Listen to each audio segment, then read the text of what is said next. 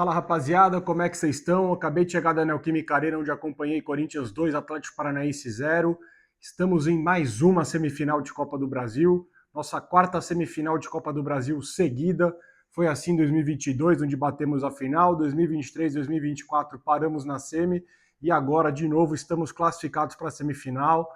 É sensacional, mas é aquilo, né? A gente está batendo semifinal 4 anos seguidos nessa bagunça toda que o Corinthians é hoje. Imagina se a gente fosse minimamente organizado, o quão isso seria melhor para nós, seja financeiramente, seja para abrir novos horizontes para nós também, mas enfim, mais uma semifinal, muito feliz. É uma partida hoje que não foi tão boa na minha visão, estando lá, acompanhando lá. Achei que o Corinthians demorou muito para entrar no jogo, precisou tomar um susto para entrar de fato na partida hoje, mas é aquilo, a gente fez o que precisava e conseguimos mais uma classificação para a semifinal da Copa do Brasil. Estando no jogo, como eu sempre falo, você está junto com os amigos, você conversa, você olha o jogo com uma outra ótica e nem sempre a gente consegue analisar com mais profundidade o que de fato foi o jogo. Então, aqui eu vou fazer o de sempre, vou falar a minha percepção do jogo, da partida, o que eu achei, e aí vocês deixem aí nos comentários o que vocês enxergaram da partida de hoje, beleza? Então, como eu estava falando agora há pouco, acho que o Corinthians demorou muito para entrar no jogo, e precisou do Atlético fazer um gol e ter o seu gol anulado para o Corinthians de fato entrar na partida.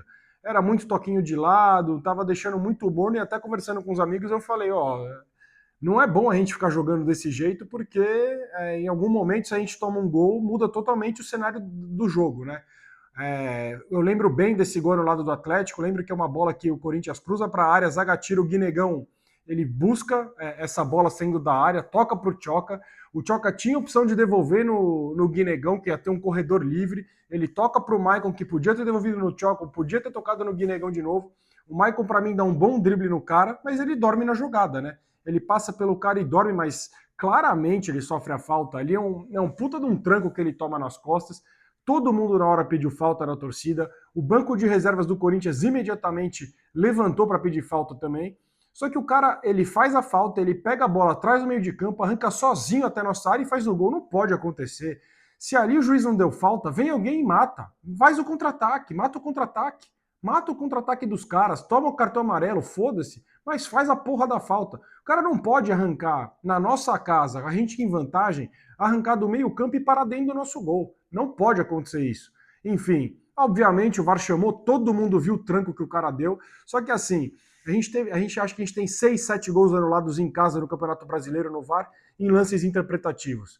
E alguns deles foi muito menos faltoso do que esse. O cara tá de frente pro lance, de frente pro... Hoje o juiz quis se complicar todo mundo. Se ele dá falta ali, não tinha nada desse burburinho que tá tendo agora. Foi falta e ponto final. Falta e ponto final, enfim. Depois desse gol anulado, aí o Corinthians acordou. Eu lembro bem, acho que aos 31, e esse lance não sei se aos 25 do primeiro, talvez, posso estar enganado. Sei que aos 31 o Corinthians tem uma boa troca de passes no ataque que o Memphis chuta de esquerda do goleiro pega.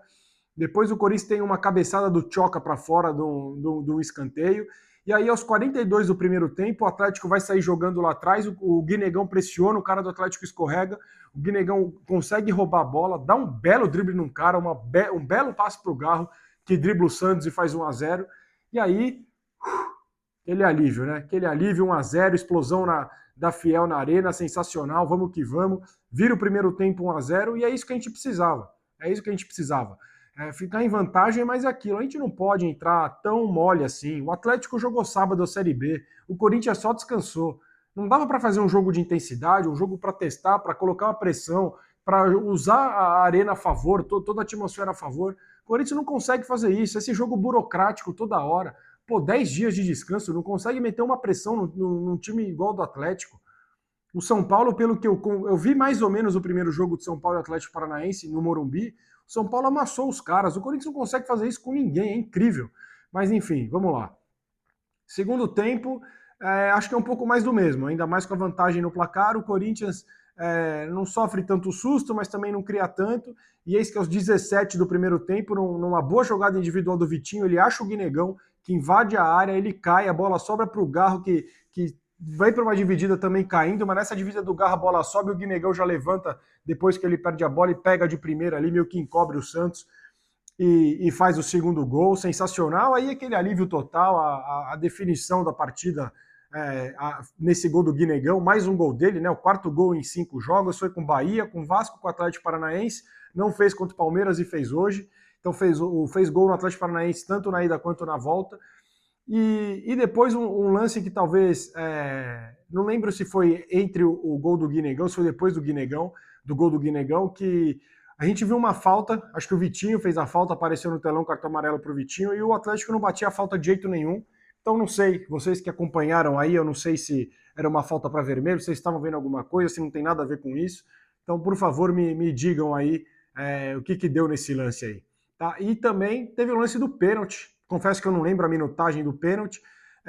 Na hora também, na hora que ele dá o pênalti, todo mundo olha para o outro, ele fala, nada, foi fora da área, ele vai ver que foi fora da área. Aí o VAR chamou, a gente falou, tá vendo? Foi fora da área, todo mundo viu que foi fora da área, mas ele vai, aí provavelmente a imagem deve ter sido inconclusiva para ele, fica a decisão de campo, e aí o cara bate o pênalti, Hugo Souza, Hugo é foda, Hugo ainda dá um passo antes do cara chegar na bola, e o cara bate em cima dele, e depois a zaga tira para escanteio, sensacional.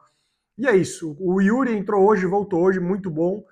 Teve umas chances ainda, mas ele quis consagrar o Vitinho. Depois teve uma bola que sobrou que ele podia ter chutado, ele demorou muito para chutar. Também tem uma chegada do Bidu, já também no fim do jogo, que ele cruza e passa por todo mundo. Enfim, fizemos o que dava para o gasto, mas eu confesso para vocês que eu esperava um pouco mais do Corinthians hoje. Mas tá bom, não vou reclamar. Tendo em vista o primeiro jogo, tendo em vista o nosso adversário, tendo em vista todo o clima e que a gente conseguiu pelo menos vencer na Copa do Brasil 3 jogos em casa, Novo Horizontino, Palmeiras, Atlético Paranaense, 3 vitórias, nenhum gol sofrido, não tomamos gol na Copa do Brasil ainda, e mais uma semifinal.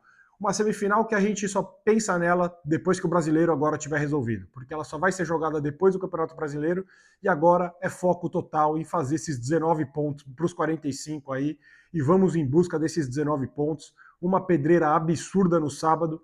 Costumo falar aqui, já falei várias vezes, o Maracanã é o estádio que o Corinthians não costuma se dar bem, mas acho um empate justíssimo no sábado. Torcendo muito, sim, vou confessar, torcendo muito sim para que o Fluminense dê uma poupada em alguns jogadores, para que o Fluminense foque também na Sul-Americana. Acho que eles têm um jogo difícil, é o Lanús talvez, acho que é o Lanús na Argentina na terça-feira, pelo que eu lembro, pelo que eu entendi.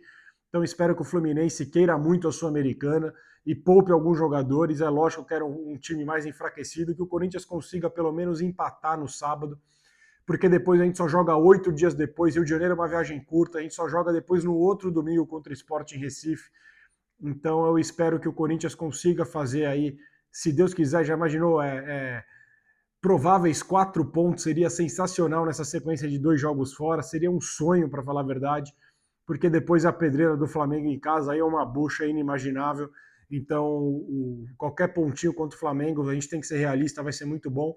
Então, feliz pela classificação, mais uma semifinal de Copa do Brasil, mas agora é o momento de virar a chave e focar no Campeonato Brasileiro, porque agora a gente só tem o Campeonato Brasileiro, agora o calendário tende a dar mais tempo de trabalho para o Corinthians, e o Corinthians agora tem que mostrar serviço, tem que mostrar intensidade, tem que mostrar que esses dias a mais aí que a gente tem para treinar vão surtir efeito dentro dos jogos.